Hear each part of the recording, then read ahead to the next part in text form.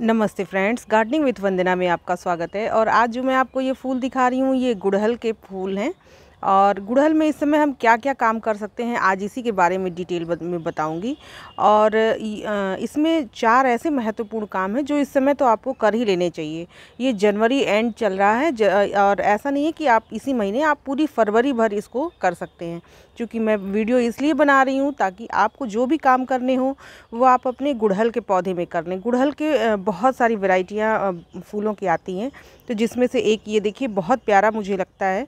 और इस पे मैंने एक वीडियो बनाई थी, ये बड़ा ही रोग ग्रसित था पौधा, और उसका लिंक मैं दे दूंगी कि ये पहले कैसा था। और अब देखिए इसमें फ्लावरिंग एक साथ 4-4, 5-5 फूल आए हैं और हर ब्रांच पे देखिए 4-5 कलियाँ लगातार आ रही हैं। और 5 फूल आज ही की डेट में ये देखिए खिला हुआ है। 3 फूल तो आपको ऐसे सामने से दिख रहे हैं और एक फूल देखिए वहाँ नीचे है और एक फूल देखिए इधर है। तो ये जो पौधा है इसमें थोड़े रोग लग गए थे और उसको मैंने कैसे ट्रीट किया था इस पे मैंने वीडियो बनाई हुई है। अगर आप वो वीडियो देख लेते हैं तब आपको समझ में आएगा कि ये प्लांट कैसा तब था और आप देख पा रहे हैं कि इस समय ये कैसा है, कितना हेल्दी हो चुका है। और इस समय जो ये काम मैं बताने जा रही हूँ आपको करने के लिए, वो काम अगर आप कर लेते हैं तो आपको पूरी गर्मियाँ फूलों की कमी नहीं रहेगी और किसी भी तरह की आपके प्लांट में कोई दिक्कत भी नहीं आएगी। तो आइए चलिए वीडियो शुरू करते हैं। आप सब जैसा कि जानते हैं कि मेरे पास गुड़हल के बहुत ढेर सारे प्लांट हैं फ्रेंड, तो उसकी कुछ मैं कटिंग्स भी लगाती रहती हूँ। तो ये जो फरवरी का टाइम है ये बहुत बेस्ट होता है इसकी रीपॉटिंग के लिए, इसकी प्रूनिंग के लिए, इसमें खाद वगैरह देने के लिए। क्योंकि जब बसंत के बाद से हमें अपने प्लांट्स में जो भी हमारे पास परमानेंट प्लांट होते हैं उनकी रीपॉटिंग बहुत ज़्यादा ज़रूरी होती है। और आपने पिछले टाइम में नहीं किया है तो इस समय आप रीपॉट करने का ये बेस्ट टाइम है। आप देख पाएंगे कि उससे ग्रोथ बहुत अच्छी होगी। तो जो भी अनइवन सी आपकी लग रहा हो कि मिट्टी अच्छी नहीं है मेरे इस प्लांट की, हमें चेंज करना चाहिए था, तो वो ये परफेक्ट टाइम होता है। आप अपने प्लांट को जब रीपॉट कर देंगे, एक अच्छी सी खाद दे देंगे तो उसकी बढ़वार बहुत अच्छी होगी। बसंत के बाद से ये सारे काम हमें करने चाहिए। तो फरवरी इसके लिए बहुत बेस्ट टाइम होता है। और आपने अपने गुड़हल के प्लांट में किसी भी तरह के कोई भी काम करने हो तो वो काम कर लेने चाहिए। अब इसमें मैं बताऊंगी आपको कि जैसे ये देखिए, ये छोटा प्लांटर है, बिल्कुल 6 इंच का गमला है और इसमें मैंने इसको लगाया हुआ था। थोड़ी दिक्कत इस वाले प्लांट में भी थी, कुछ ट्रीटमेंट हुई है तो इसमें भी देखिए खूब ढेर सारी कलियाँ आई हुई हैं। तो इसे मैं अब एक बड़ा प्लांटर दे दूँगी और मैं इसे 12 या 14 इंच का गमला बहुत अच्छा रहता है गुड़हल के प्लांट को लगाने के लिए। क्योंकि बहुत छोटे से पॉट में जड़ें पूरी भर जाती हैं और जब जड़ें भर जाती हैं तो फिर प्लांट रूट बाउंड हो जाता है, उसमें बढ़ने की जो जगह होती है वो नहीं रह जाती है। तो आपको इस तरह से अगर आपने भी कोई छोटे गमले में लगा रखा हो या आपको ऐसा लग रहा हो कि लगभग 1 साल तक आपने किसी भी पौधे को जो रीपॉट नहीं किया हुआ है तो उसको आप कर सकते हैं। तो ये वाले मैं फूल को इसमें लगाऊंगी। ये देखिए दोनों गमलों का अंतर आप देख लीजिए, ये 12 इंच का गमला है और ये 6 इंच का गमला है। और इसे ही मैं निकाल करके इस वाले प्लांटर में लगाऊंगी। उसके बाद आप अगला काम जो कर सकते हैं फ्रेंड वो है प्रूनिंग का।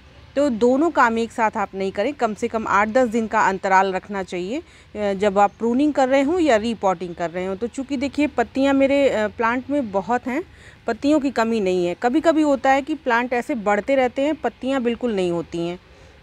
तो गुड़हल में दूसरा काम आपको करना है कि ये जो पत्तियां जैसे नहीं है अभी तो, हालांकि मेरे प्लांट में हैं और इस वाले प्लांट में भी देखिए बहुत सारी ढेर सारी पत्तियां हैं। तो अगर पत्तियां नहीं हो तो आप ऊपर ऊपर से ऐसे प्रूनिंग कर दें और थोड़ी थोड़ी ट्रिमिंग आप कर देंगे तो फटाफट से प्लांट ग्रोथ ले लेगा और नई पत्तियाँ आएंगी, नए फ्रेश फूल भी आएंगे। तो दूसरा काम, पहला काम तो आपको रीपॉटिंग कर लेना है और दूसरा काम है कि आपको जिन प्लांट्स को रीपॉट नहीं करना है तो आप गुड़ाई कर लें अच्छे से, उसमें फिर अगला काम खाद देने का रहेगा। तो आप या तो आप अपने प्लांट की रीपॉटिंग कर लें, फिर प्रूनिंग कर लें और जब भी प्रूनिंग करें तो खाद ज़रूर बहुत अच्छे से दें। तो आज मैं आपको दिखाऊंगी कि खाद मैं कौन सा देने वाली हूँ और रीपॉट कैसे करने वाली हूँ। प्रूनिंग तो मैं कुछ दिन बाद करूँगी, क्योंकि देखिए ये कलियाँ पूरी भरी हुई हैं और ये काम रीपॉटिंग के बाद, प्रूनिंग का कम से कम 15 दिन के बाद करना चाहिए।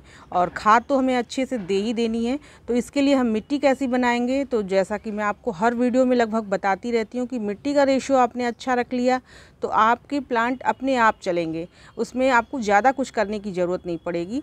और उसमें मैं एक हिस्सा मिट्टी, एक हिस्सा खाद और एक हिस्सा रिवर सैंड मिला करके मैं प्लांट को लगाती हूँ। तो वो तैयार करते हैं और देखते हैं और मैं क्या क्या मिलाने वाली हूँ। आप देख सकते हैं फ्रेंड, ये मैंने 12 इंच का 12 ही इंच का गमला है ये। और इसमें देखिए मैंने थोड़ी सी नीचे एक ठीकरी रखी हुई है और उसके ऊपर ये थोड़ी सूखी पत्तियां मैंने रख दी हैं अच्छे से। और ये वाला प्लांट मैं रीपॉट करने वाली हूँ। तो इसको देखिए मैंने हल्के हाथ से ऐसे देखिए ये निकाल लिया है। और ये बहुत छोटा सा देखिए, इसके रूट बॉल देखिए आपको दिख रही होंगी। और ये जो वाइट वाइट दिख रहा है यही इसकी रूट्स हैं। और अब इसको मैं अच्छे से जब रीपॉट कर दूंगी दोबारा से तो ये बहुत अच्छी ग्रोथ लेगा और बहुत ढेर सारे फूल देगा। तो इसे मैं निकाल के फिर यहीं रख लेती हूँ और इसमें मिट्टी देते हैं। और खाद भी मैं दिखाऊंगी आपको कि मैं क्या देने वाली हूँ। तो पहले तो मैं मिट्टी इसमें भरती हूँ। ये देखिए फ्रेंड, इसमें एक हिस्सा मिट्टी, एक हिस्सा खाद और एक हिस्सा रिवर सैंड है। और वो जो पुरानी मिट्टी हम गमले से निकालते हैं उसको भी हटाने की ज़रूरत नहीं है। उसमें आप थोड़ी सी खाद और इस तरह से राइस हस्क मिल जाए तो आप राइस हस्क भी डाल सकते हैं। और इसके बाद इसमें थोड़ी सी गोबर खाद आप मिला लें जो पुरानी मिट्टी निकलती है बस। और आपको कुछ भी कोई रिवर सैंड मिलाने की ज़रूरत नहीं है, कोई अलग से उसमें खाद वो मिट्टी मिलाने की ज़रूरत नहीं है। जो गमले की मिट्टी है उसमें केवल आप खाद मिला देंगे, वो रेडी हो जाएगी।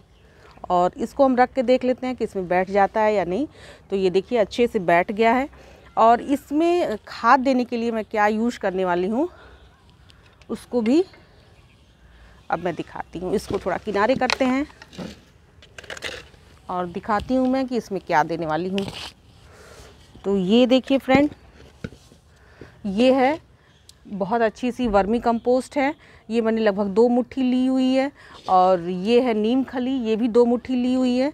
और ये सरसों की खली है फ्रेंड, इसको थोड़ा छोटे छोटे टुकड़ों में मैंने तोड़ लिया है।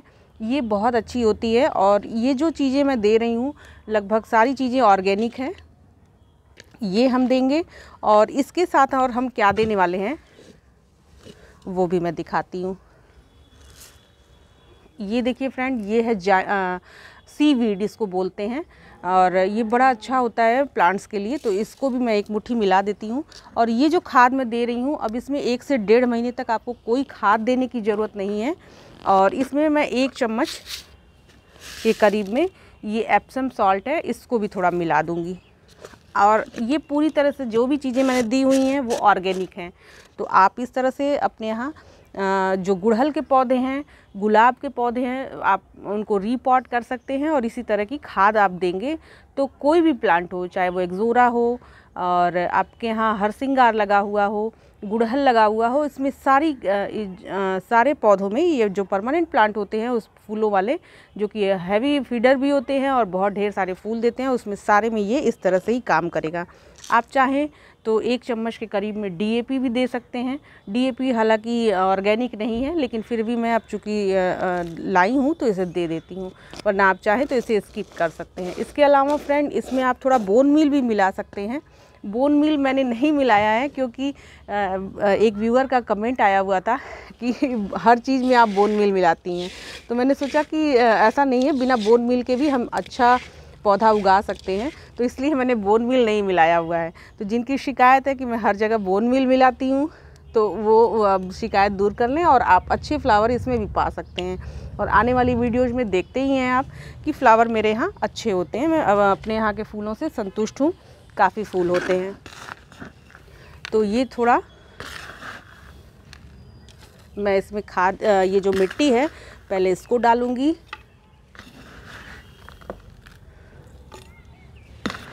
और इसके बाद ही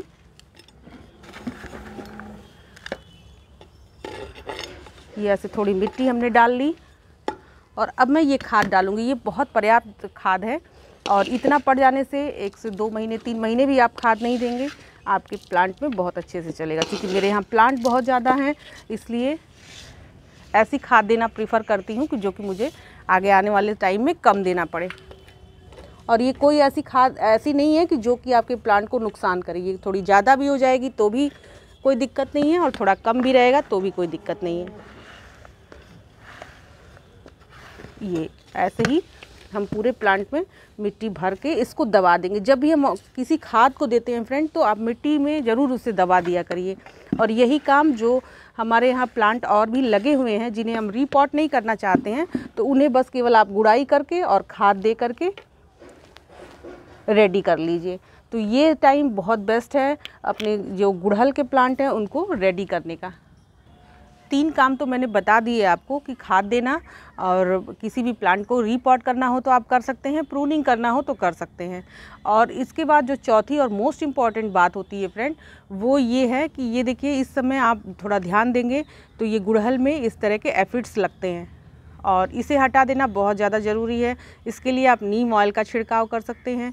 मिलीबग भी इस समय बहुत लगती हैं। ये देखिए, इस तरह के वाइट जो होते हैं उसको मिलीबग कहते हैं, और ये ब्लैक कलर के जो लगे हुए हैं इसे एफिड्स कहते हैं। तो इस पर आप कोई ना कोई इंसेक्टिसाइड का प्रयोग ज़रूर इस पर कर लें। नीम ऑयल का छिड़काव कर लें। आपके पास कुछ भी ना हो तो आप इस पर ये जो डिटर्जेंट सोप होता है उसको ही थोड़ा सा ले करके 1 चम्मच आप ले लें लिक्विड वाला, और उसे 1 लीटर पानी में घोल के और इसी प्लांट पे, अगर आपके पास स्प्रेयर भी हो तो आप उससे छिड़काव कर दें, और नहीं हो तो इसको डाल के ऐसे ऊपर से पानी डालें और इसको थोड़ा धुल दें तो ये हट जाएंगे। ये बहुत ज़्यादा ज़रूरी काम होता है और इस पर इस समय बहुत ज़्यादा ध्यान देना चाहिए। बहुत सारे इस समय कीड़े मकोड़े आपके यहाँ लगेंगे ज़रूर। तो फ्रेंड्स, गुड़हल में ये 4 काम आप कर लेते हैं तो आप पूरी गर्मियाँ फूल ही फूल पाएंगे। और ये काम आप पूरी फरवरी कर सकते हैं। ऐसा नहीं है कि जस्ट मैंने अभी आपको कहा और अभी आप कर लीजिए। ये पूरी फरवरी आपको टाइम है, जब भी आपको मौका मिले तो ये सारे काम आपको अपने गार्डन में कर ही लेने हैं। तो फ्रेंड्स, मेरी ये वीडियो थोड़ी भी आपको इन्फॉर्मेटिव लगी हो, अच्छी लगी हो तो इसे लाइक ज़रूर करिएगा। और गार्डनिंग से रिलेटेड वीडियोज़ देखने के लिए आप मुझे सब्सक्राइब भी कर सकते हैं। नमस्ते फ्रेंड्स।